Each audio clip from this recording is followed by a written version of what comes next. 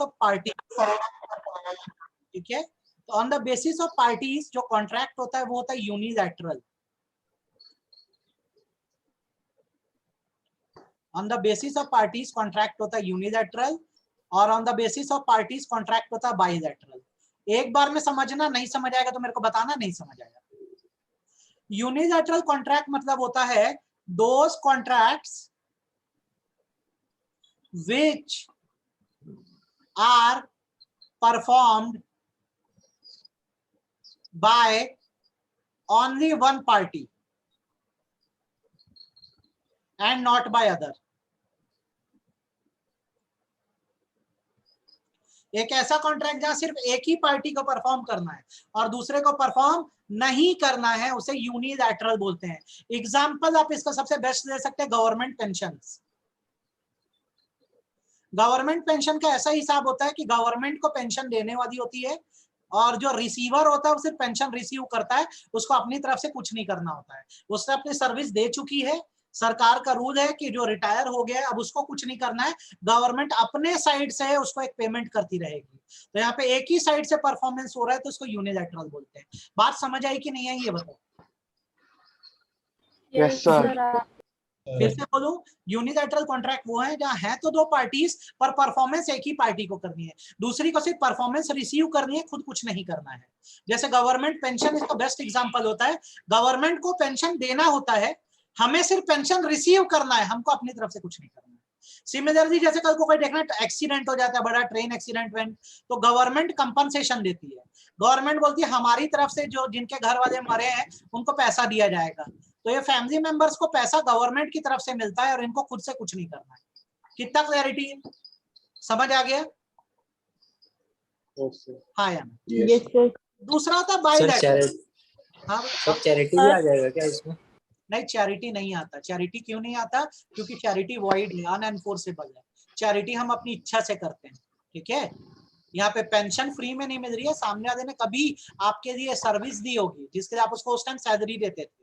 अब इतने साल मेहनत किया तो आप बोल रहे हो कि रिटायरमेंट के बागबान ना बन जाए इसलिए हम इसके लिए कुछ करते हैं, तो आप उसको पेंशन दे रहे हो, बट इट्स नॉट फ्री। आप ही की सैलरी में से एक टाइम पे काटी गई है, वो आपको बाद में दी जा रही है। भाई बात समझ में आई? सर हाँ बेटा। सर ओल्ड एज पेंशन वो किस में आएगा?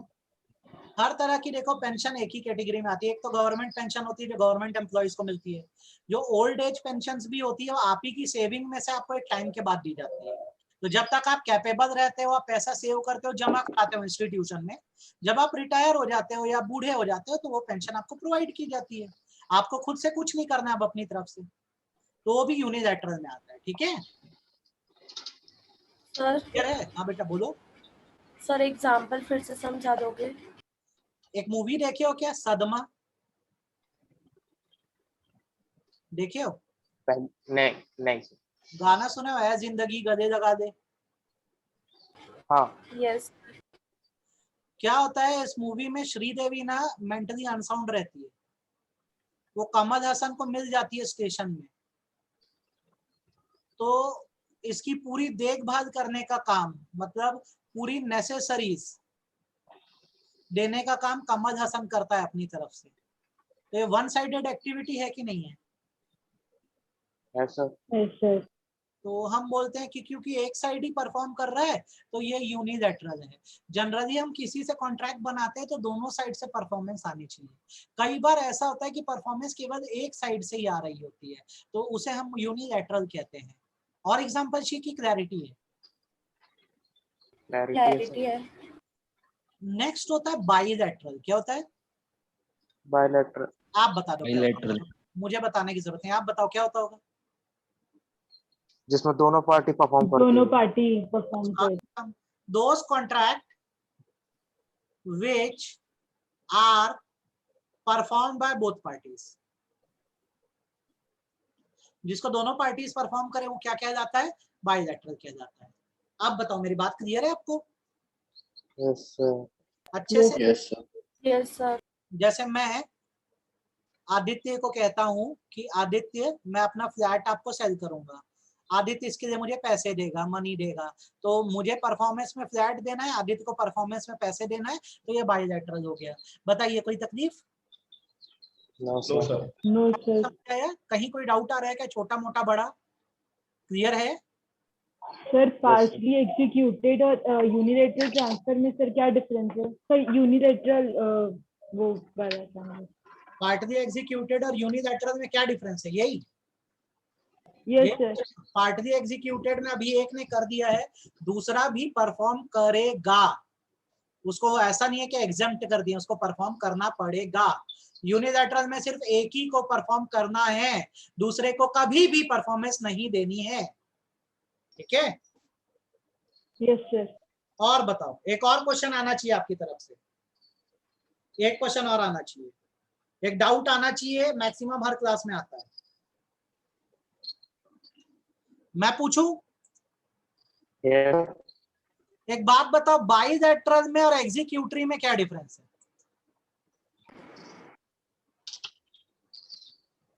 क्वेश्चन है। Sir, अभी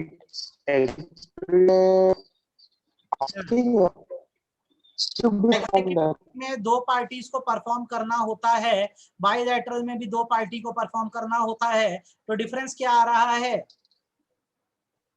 एग्जीक्यूटिव किए हैं। एक बात का डिफरेंस है स्टिल का। किसका? स्टिल एग्जीक्यूटिव में बोलता है दो लोगों के बीच कॉन्ट्रैक्ट बन गया, इनकी परफॉर्मेंस आउटस्टैंडिंग है या बाकी है। और बाइलैटरल सिर्फ एक डायरेक्शन है कि जब दो लोग कॉन्ट्रैक्ट को बनाते हैं या परफॉर्म करते हैं तो वो बाइलैटरल होता है। ये बेसिक डिफरेंस है, ये आपको पूछना चाहिए था। बात समझ में आई मेरी? Yes, sir. चलो, यहाँ पे कॉन्ट्रैक्ट के सारे टाइप्स आपके कंप्लीट हो गए। इतने तरह के कॉन्ट्रैक्ट होते हैं। अब हम लोग एक नया टॉपिक पढ़ सकते हैं। ठीक है? आज का हमारा जो टॉपिक है वो कहलाता है कोलैटरल ट्रांजैक्शन। क्या कहलाता है? Collateral Collateral collateral transaction.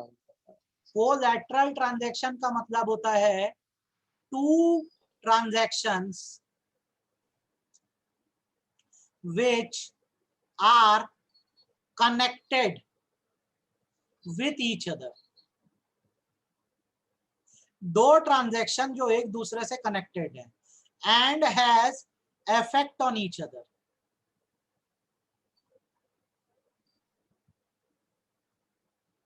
और जिसका इफेक्ट भी एक दूसरे पर पड़ता है। ठीक है? एग्जाम्पल देता हूं जिससे आपको ये बात समझ आ जाएगी। सपोज करो ईशा एक बैंकर है, ईशा से मैंने 10 लाख रुपए का लोन लिया। आप बताओ हमारे बीच ट्रांजैक्शन हुआ कि नहीं हुआ? आया ना? सर। कॉन्ट्रैक्ट बना कि नहीं बना? हाँ सर। बना सर। भाई लोन लिया है तो वापस भी तो करना पड़ेगा ना? सही बात है? सही बात है। इस लोन के पैसे से मैं आकाश के साथ एक बिजनेस स्टार्ट करता हूं, तो ये एक ट्रांजैक्शन है कि नहीं है? बताओ, ये कॉन्ट्रैक्ट है कि नहीं है? है। सर है। अब यहाँ पर आकाश और मेरा जो बिजनेस है वो किसके पैसों से चल रहा है? ईशा के। तो हम दोनों के ट्रांजैक्शन कोलैटरल एक दूसरे से जुड़ गए कि नहीं जुड़ गए? अगर ये 10 लाख ना देती तो क्या ये बिजनेस स्टार्ट होता? नहीं होता। अगर इस बिजनेस में प्रॉफिट होगा, अगर क्या मतलब बिजनेस में जब प्रॉफिट होगा तभी तो हम इसका लोन रीपे कर पाएंगे। सही बात है गलत बात है? सही बात है। अब पहले बताओ इतना आपको क्लैरिटी है कि नहीं? मैंने जो बोला अच्छे से समझ आया? क्लैरिटी है सर, अच्छे से है सर। चलो, तो अब यहाँ पर ये जो ट्रांजैक्शन है ये ओरिजिनल ट्रांजैक्शन है। ठीक है? और उसके साथ एक और ट्रांजैक्शन जो रहा है मैं बोलता हूँ ये कोलैटरल है। ठीक है? पहले बताओ इतनी बात क्लियर हो गई ना आपको? हाँ या ना? Yes sir. अब इफेक्ट सिखा रहा हूँ, ध्यान से देखो। ये ट्रांजैक्शन वैलिड है, ये वैलिड कॉन्ट्रैक्ट है, बिल्कुल बिजनेस सही चल रहा है, कोई दिक्कत नहीं। तो ये वाला ट्रांजैक्शन जो इसके साथ ओरिजिनल जुड़ा है ये भी क्या होगा? वैलिड ही होगा। सही बात है कि गलत बात है? सही बात है। तो अगर यहाँ पे मैं ऐसा इफेक्ट लिखूं तो आपको कोई दिक्कत होगी क्या? बताना। Transaction collateral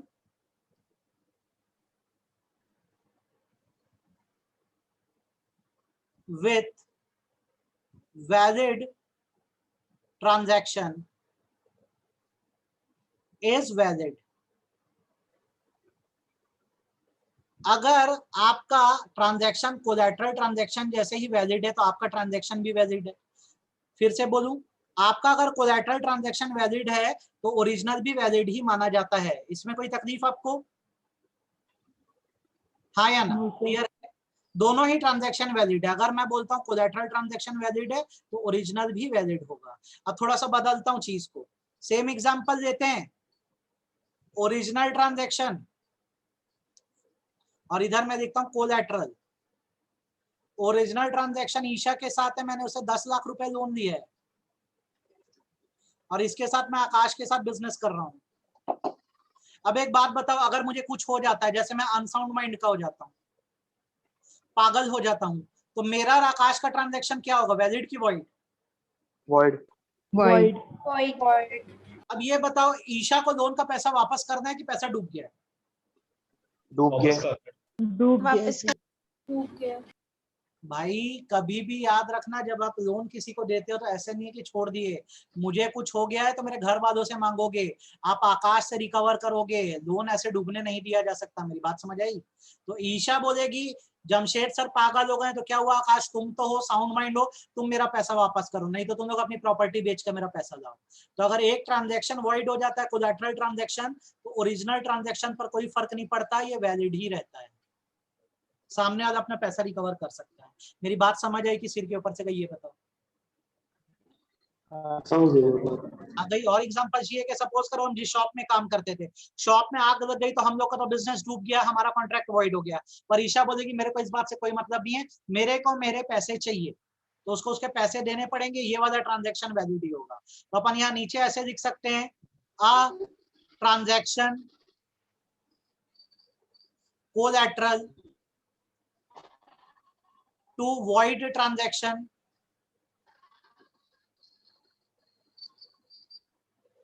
is valid.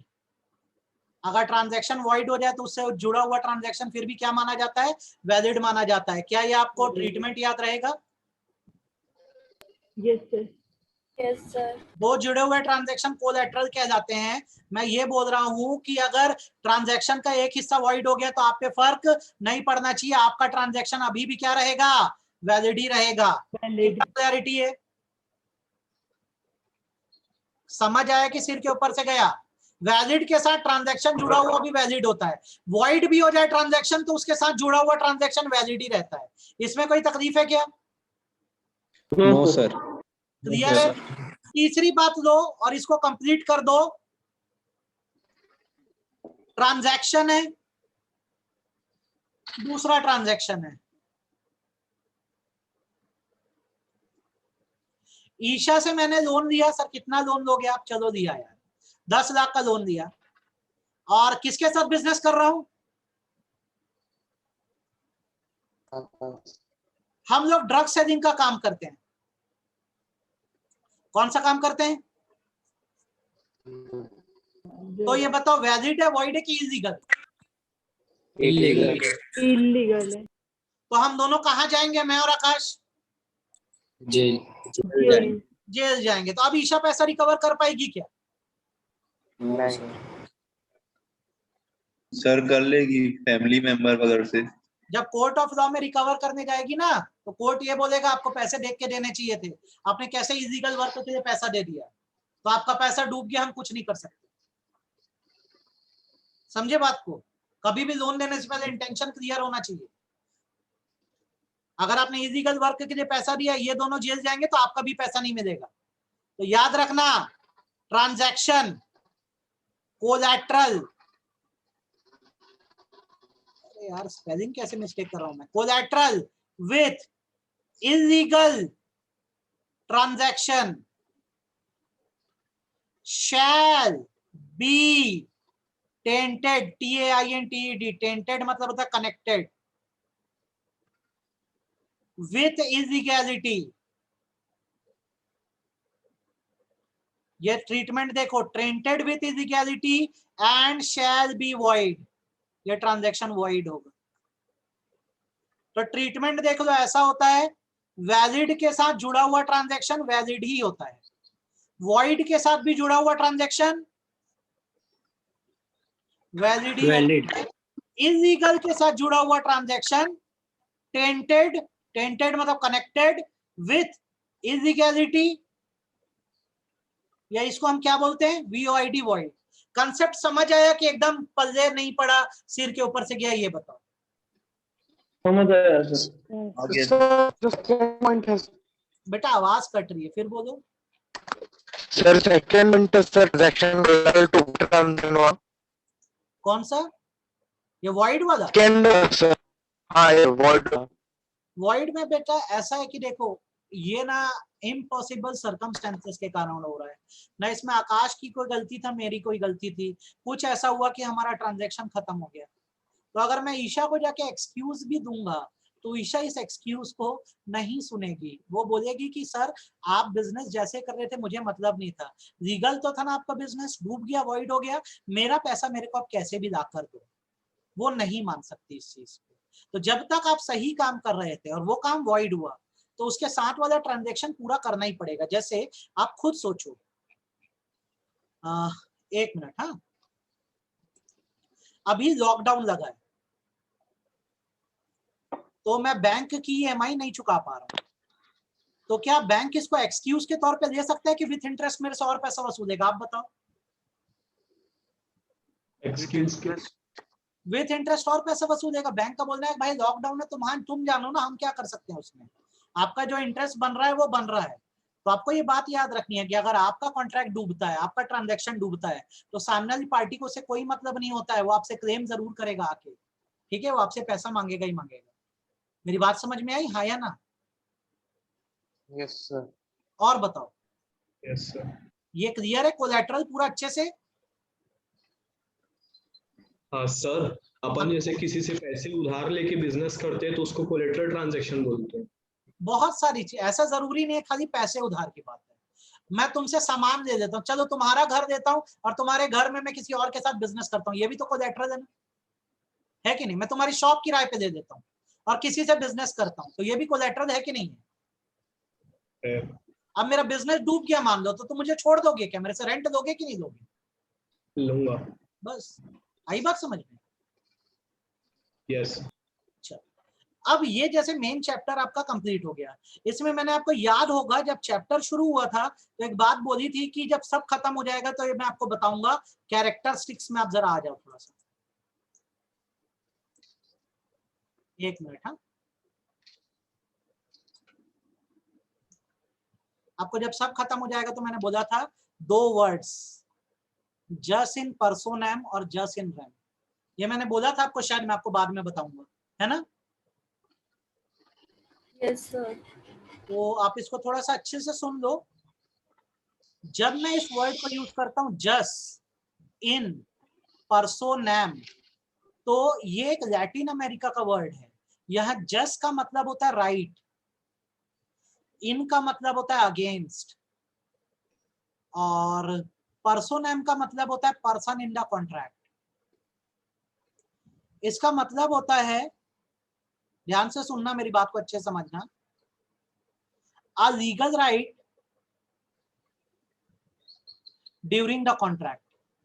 जब आप किसी से कॉन्ट्रैक्ट बनाते हो तो उसमें जो लीगल राइट मिलता है उसको जस इन पर्सोनैम बोलते हैं। एग्जाम्पल के तौर पे मैंने एक कॉन्ट्रैक्ट बनाया है कबीर के साथ। कॉन्ट्रैक्ट कुछ इस प्रकार का है कि एक सिंपल उदाहरण देते हैं, मैं इसे फ्लैट सेल करूंगा और ये मुझे इस चीज के पैसे देगा। अब एक बात बताओ, अगर मैं कबीर को फ्लैट नहीं दे पाता हूं तो क्या ये मुझ पर केस कर सकता है कि नहीं कर सकता? ये बताओ, हाँ या ना? कर सकता है। और अगर वो मुझे पैसे नहीं दे पाता तो मैं उसके ऊपर केस कर सकता हूं कि नहीं कर सकता? हाँ या ना?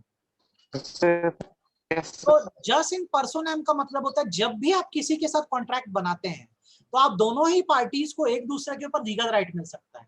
मतलब आप सामने वाले पर केस कर देंगे अगर वो परफॉर्म नहीं करेगा, और सामने वाला आप पर केस कर देगा यदि आप परफॉर्मेंस नहीं करोगे। क्या मेरी बात समझ आई, हाँ या ना?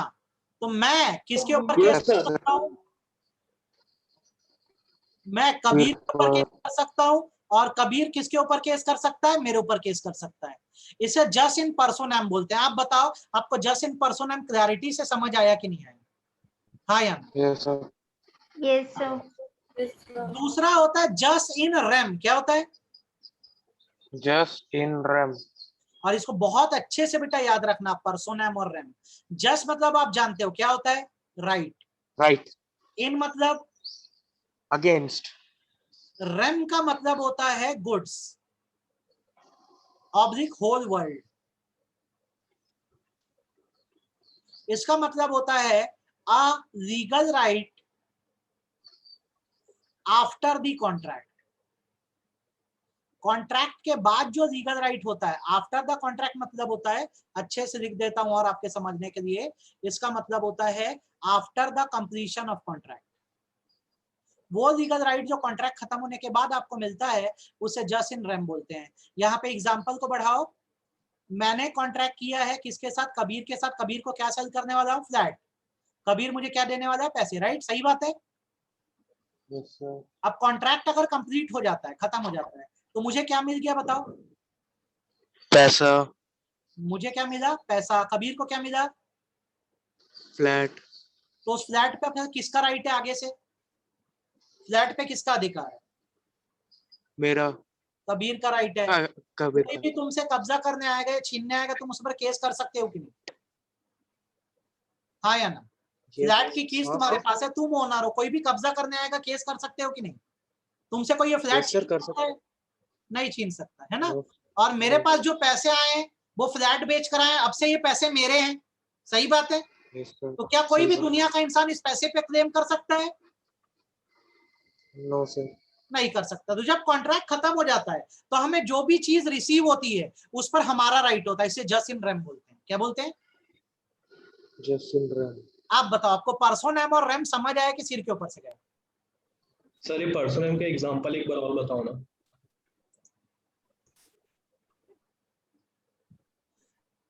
तुम एक बुक डिपो जाते हो, बुक डिपो जाके एक बुक खरीदते हो, कॉन्ट्रैक्ट है कि नहीं है। है? अब जब तुमने बुक खरीद ली तो ये बुक किसकी है? मेरी। तो इस बुक पर तुम्हारा राइट है। इसे ही बोला जाता है जस्ट इन रैम। अब यदि किसी ने बुक तुमसे चुरा ली या तुमसे बिना पूछे छीन ली तो तुम उस पर केस कर सकते हो कि नहीं कर सकते? कर सकते हो। क्यों? क्योंकि उस बुक पे तुम्हारा राइट है। इसी राइट को जस्ट इन रैम बोलते हैं। बात समझ आई कि नहीं आई? हाँ सर। और बताओ, जस्ट इन पर्सोनैम और जस्ट इन रैम समझ आ गया अच्छे से? सर आप इसको लास्ट में क्यों पढ़ा नहीं? क्या चीज? लास्ट में क्यों करवाए? मैं ये दोनों टॉपिक लास्ट में इसलिए कराया क्योंकि बीच में बताता तो आपको समझ नहीं आता, इसलिए। ठीक है? मींस आपको- अलग से कोई बड़ा टॉपिक नहीं है ना ये? नहीं नहीं, कोई बड़ा टॉपिक नहीं, इतना ही। ठीक है? आपको क्लियर हो गया? Yes sir. पर्सोनैम और रैम Yes, sir. क्लियर है, मैं मान के Sir. चलता हूँ। बोलो बोलो। सर जो जस्ट इन पर्सोनम है उसका जो एग्जांपल दिए सर, उसमें कॉन्ट्रैक्ट होना जरूरी है ना? अगर एग्रीमेंट होगा तो अपन तो मना भी कर सकते हैं ना? मना भी कर सकते हो। कॉन्ट्रैक्ट बनने के बाद ही ये राइट अराइज होता है, कॉन्ट्रैक्ट बनने के पहले अराइज नहीं होता है। ठीक है? क्योंकि कॉन्ट्रैक्ट Yes, sir. है ना, ताकि लीगल राइट मिले। तो लीगल राइट यही है, जस्ट इन पर्सोनैम है। भाई तूने साइन कर दिया, मैंने साइन कर दिया, मेरा लीगल राइट है आपके अगेंस्ट, आपका लीगल राइट है मेरे अगेंस्ट। जो पीछे हटेगा उस पर केस डाल सकते हैं। That just in personam. और जब कॉन्ट्रैक्ट खत्म हो जाता है तो जो सामान मिल गया उस पर हमारा ये अधिकार है। That's just in RAM. Clear हो गया? Yes sir. अच्छा, तो यहाँ पे जाके आपका चैप्टर का एक हिस्सा पार्ट 1 खत्म हो गया। आज शाम को इसके मैं क्वेश्चन आंसर सबको भेजूंगा। क्या भेजूंगा? क्वेश्चन आंसर भेजूंगा। आप उसको एक बार पढ़ के बता देना आपको समझ आता है कि नहीं। रेस्ट पूरा चैप्टर आपको अच्छे समझ आया कि नहीं आया? हाँ या ना? Yes sir. Yes, sir. Clear? Sir. Yes sir. अब नेक्स्ट चैप्टर हम लोग कर सकते हैं। बेटा बोलो। सर कॉपी में नोट्स बनाना है? नहीं बनाना, ये शीट है, इसको एक बार देख लिया करो। और एक प्रिंटेड क्वेश्चन आंसर की शीट दूंगा, अगर आपके पास अगर प्रिंटर खुला वहां से प्रिंट आउट करा देना, नहीं तो एबीएस से आके दे देना। आप उसको बस पढ़ो। आपको सिर्फ लिखने का काम टेस्ट में करना है, जो आप टेस्ट दोगे अब आगे जाके। ठीक है? खुद से बनाने की मेहनत क्यों करोगे? ये तो मैं जो लिखता हूँ आपको दे ही देता हूँ, है कि नहीं? इसको पढ़ दिया करो और जो मैं प्रिंटेड नोट्स दूंगा उसको पढ़ देना। उसके अलावा कुछ नहीं करना अलग से मेहनत। ठीक है?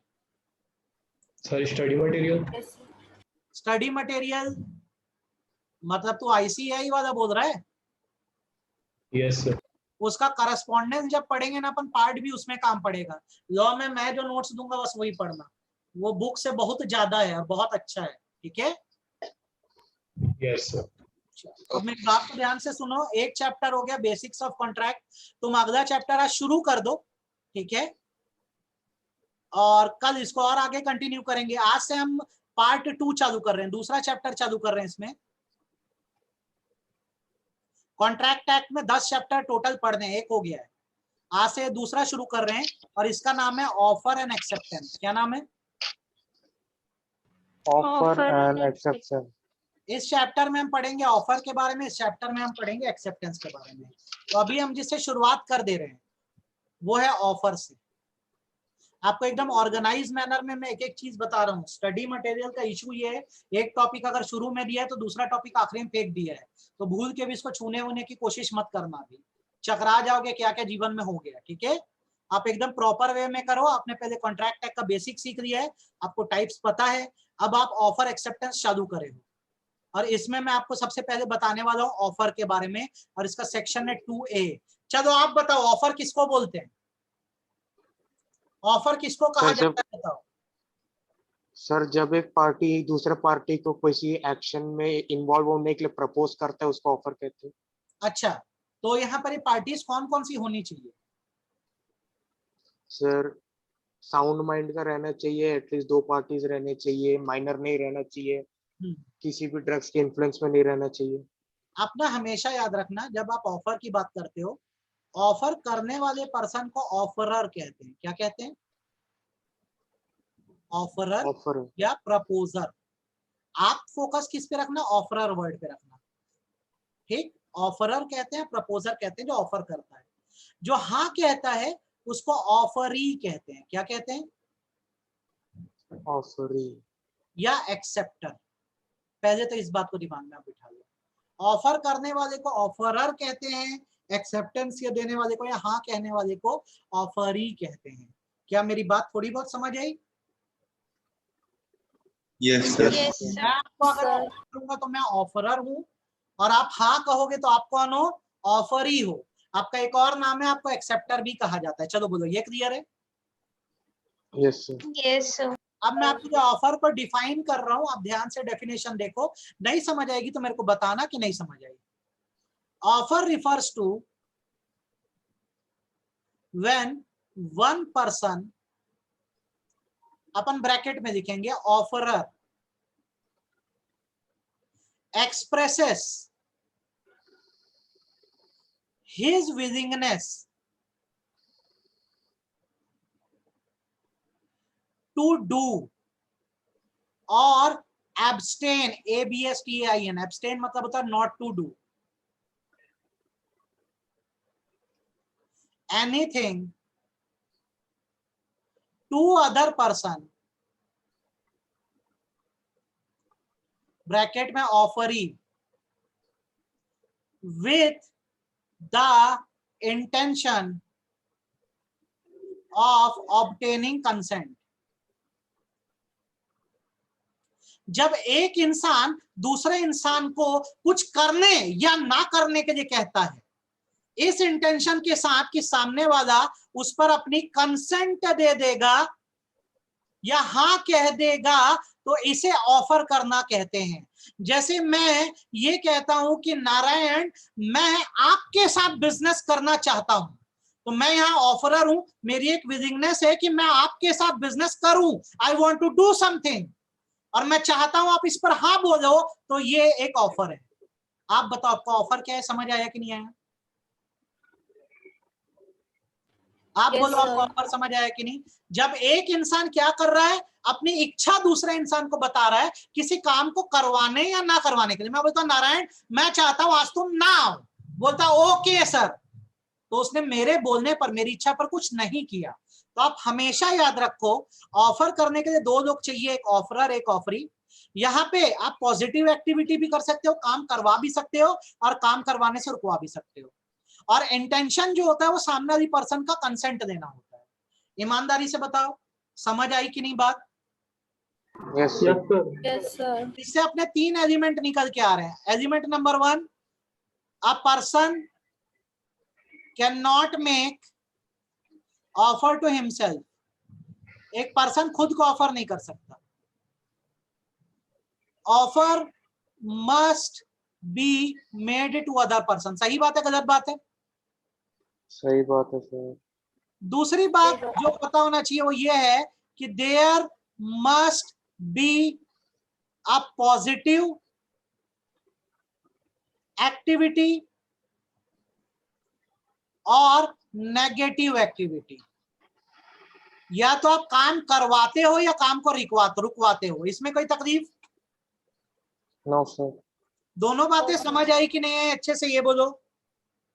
यस सर आगे कोई डाउट नहीं है? यस सर चलो आगे सुनो। तीसरी और आखिरी बात, इंटेंशन की बात कर देते हैं जरा। Intention must be to obtain consent. आपका एम होना चाहिए हाँ बुलवाना। मजाक से कही गई बात को ऑफर नहीं माना जा सकता।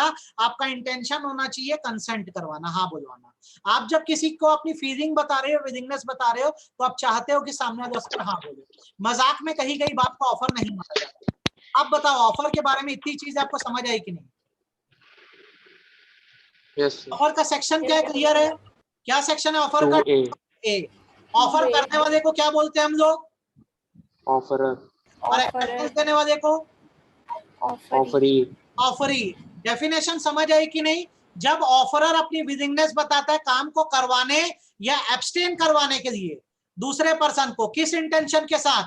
कि सामने वाला क्या दे देगा अपनी इस पर? कंसेंट दे देगा। क्लैरिटी है कि नहीं? हाँ या ना?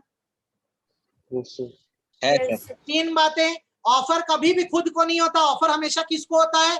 दूसरे व्यक्ति को होता है।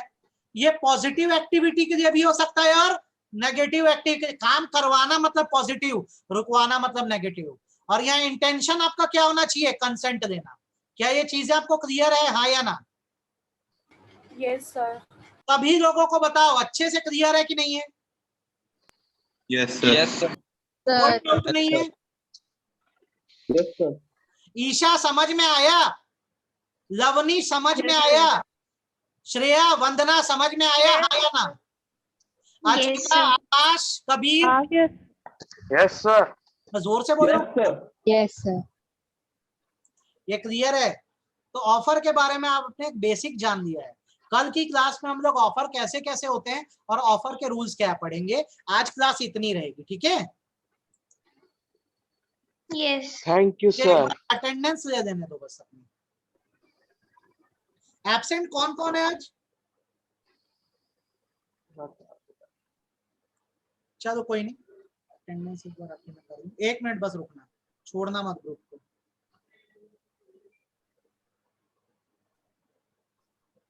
यार टाइम पे मिलता नहीं है तो अखर जाता है।